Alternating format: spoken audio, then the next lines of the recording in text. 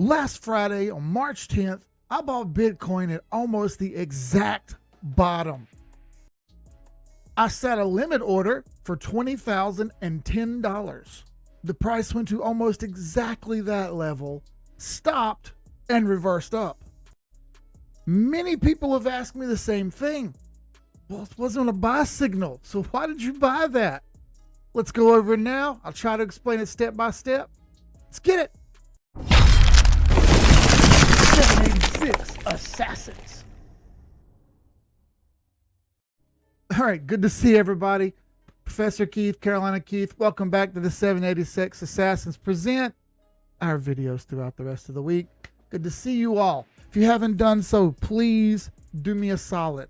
Please do me a solid. Check out this link right here. This is our launch pass. It's also going to be in the description of the video. This is how we do what we do every single day, 24/7, 365.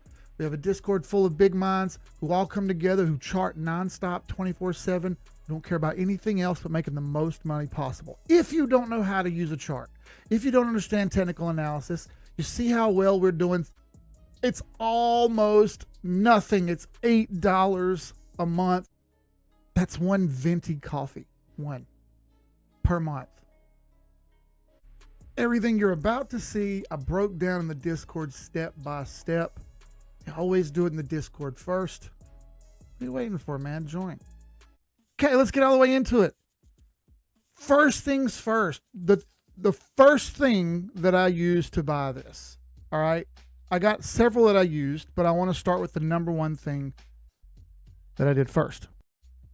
It's no big secret that I tell everyone to start on a high time frame. I always say that because if you miss the bigger picture, you tend to miss the more dramatic moves. It all looks really, really fast sometimes on a low time frame, like 4 hour or 2 hour or 1 hour. Everything's going so fast and so hectic that you feel like you're missing things, and it tends to cause people to have emotional reactions. I don't want you to have those emotional reactions. So start with the high time frame first, kind of work your way backwards, and you'll see things for a different perspective. So this large red line that you see here was our major bear market line. Once we broke this major bear market line here, as you see, we never really tested it again on the backside. I can adjust this thing just so, like that. We never really quite tested it on the backside. We came very close to bouncing off of it right here, but we never did. Now, it's mathematical, but an extremely high amount of times, when you break a big trend line like this, you're probably going to come back and test it at least one time, if not two times.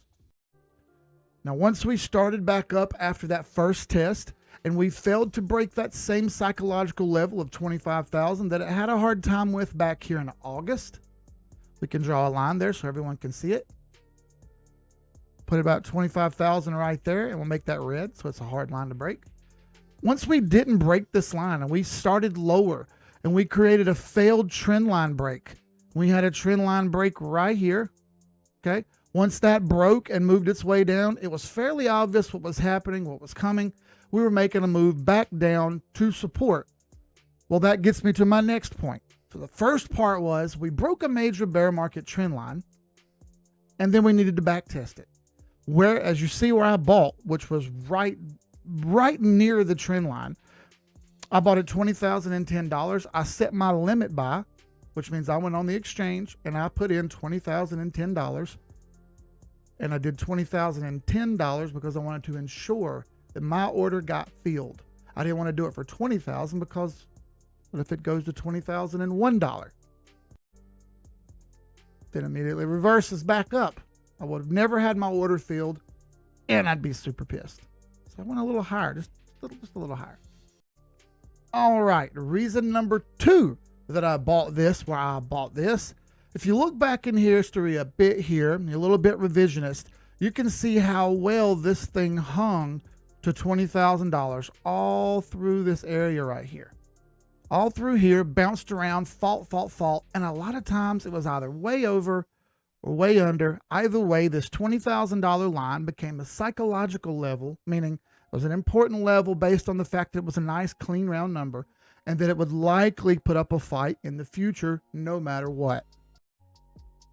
Support and resistance is a foundation of charting. All right. Almost everything that you do as far as, hey, this thing's going to go to this point, this thing's going to come to that point, is based on support and resistance. We blew through this thing like it was nothing back at 20,000 on the way up at the first of the year. From there, we struggled to continue moving higher because there was resistance in the way. There's your support, there's your resistance.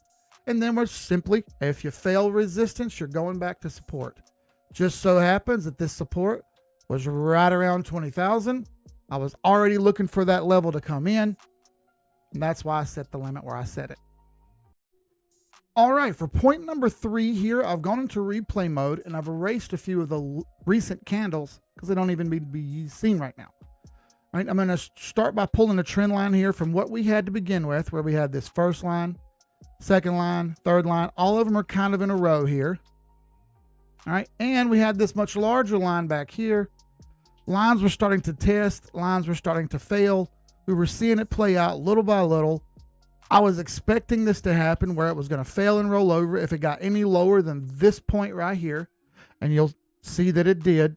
Once this happened, I immediately thought, hey, we're heading back to support. Let me get this put in. Where's this thing going to stop? Once this little short trend line right here failed, yeah, she was heading south for the winter for a little while. Now that I can see I've got a defined short-term downtrend, and I got that mark with this little blue line right here, I can see that I've got that. Now I could use this line as my place where I could be confirmed to get a buy-in, be a little bit safer, a little bit smarter. But I chose to set that $20,000 limit there for a reason. Cool, so let's pull a Fibonacci retracement set from the bottom down here where we started this run up, all the way to the top up here where we stopped this run up. Drag it over to the right. Depending on exactly where you think it should be, not the point. I'm just kind of using this trend line right here to mark where we failed. Down here from the bottom, kind of where we started, that's the point in it. You don't have to be exact. You just want to get as close as you can. So we have a couple fib lines of importance here. Number 1, the 50 fib right here. $20,000. I see that $20,000 in the 50 fib are almost exactly in line. So darn, there's a good possibility this is a level that gets struck here.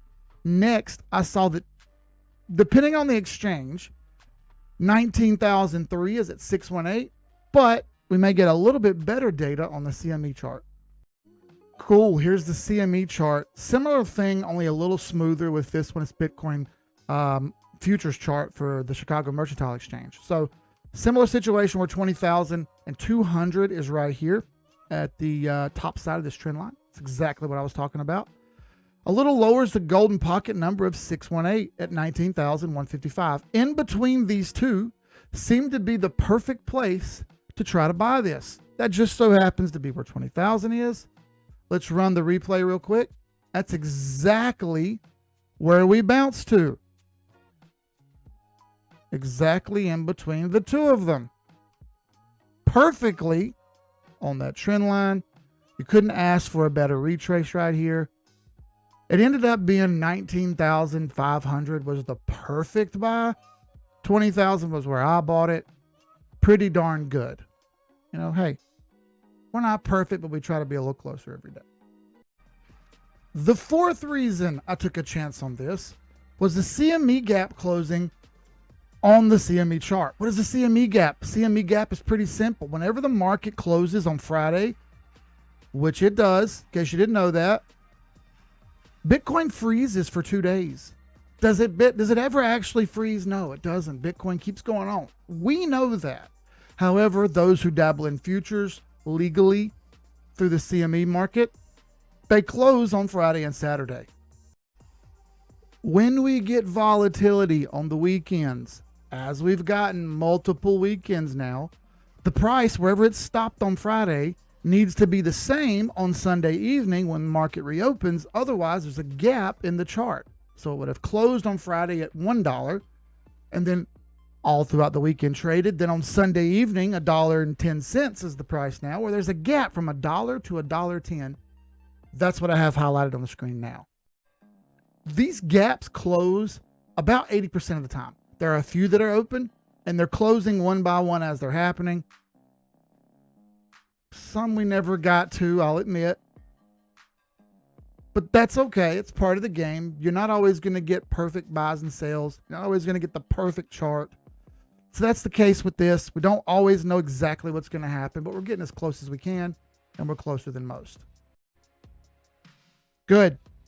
Got it in replay mode here. CME gap is open. It failed to break 25,000, started creeping lower.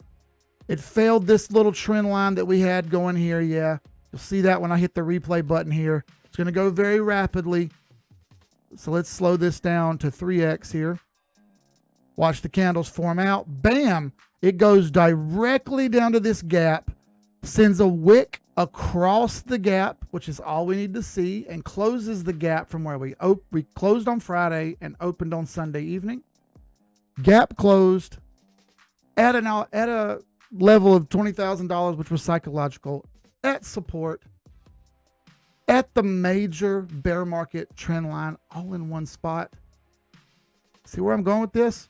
A lot of evidence of that one spot, or what we call confluence, which made me come to this decision. Reason number 5, I thought this was a good idea to take a chance. The RSI. What is the RSI? RSI stands for Relative Strength Index.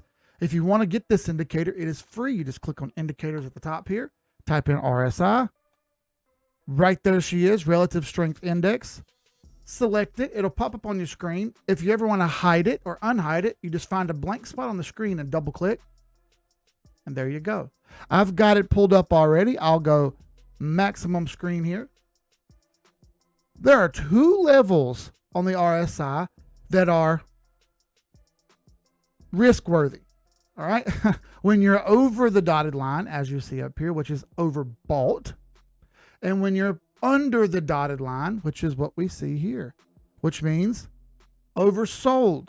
Oversold is an opportunity for you to take a chance on buying a particular stock, particular crypto index, whatever it may be, but it's an opportunity for you to take a chance at getting something at a discounted price. It shows that the strength is weak, and it's gotten to a point where it may be overly weak, and it may be worth you taking a chance on it.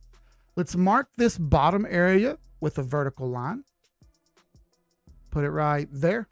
Okay, that blue line, as you see. I'll click off of this RSI, which is just a little button at the top here. That just so happens to be exactly at the bottom. This by itself would not have been enough for me to go, yes, I definitely want to buy this. However, when I put it with the other 4 steps, even more confluence and evidence of what I was looking for. An opportunity to buy lower. Reason number 6 had to do with the high time frames. Again, it's important you look at them. Let's see. I've got the all-time top of the bear market, bottom of the bear market, Fibonacci set pulled here.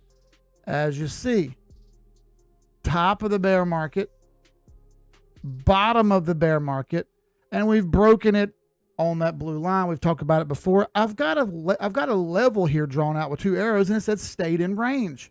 This is the reason.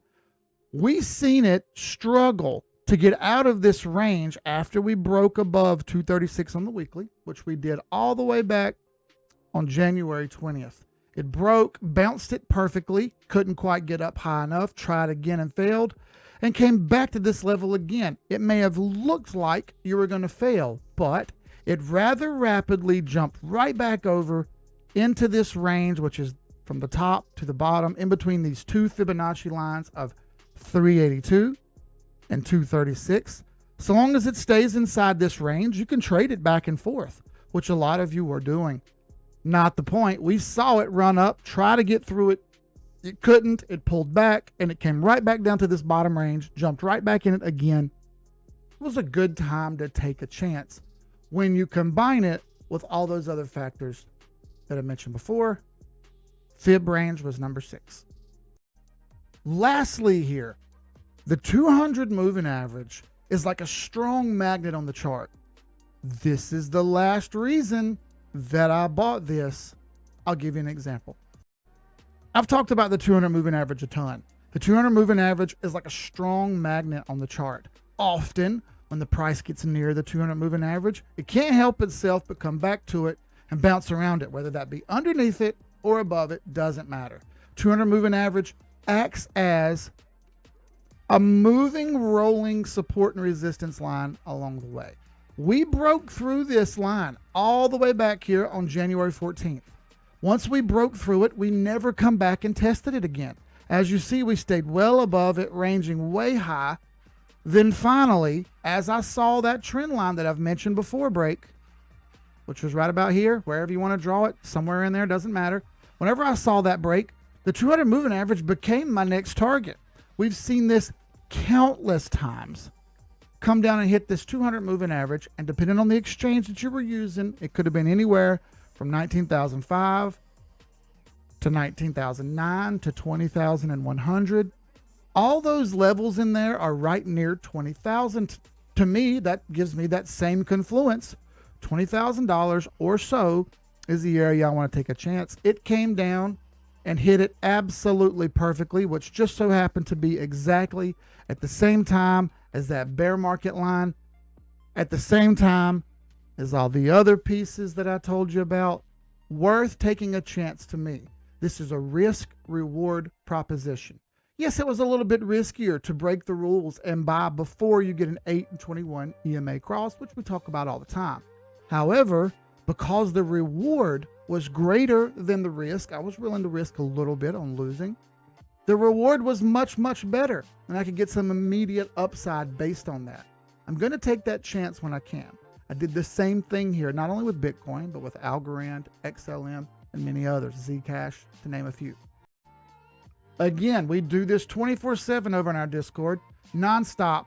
Right here's the link, launchpass.com/the 786 assassins /half off. We were $16 for 2 years. We decided to knock that back to $8 during the bear market, and during this sideways stuff that you're seeing now, we want as many people to come in here and learn as we can.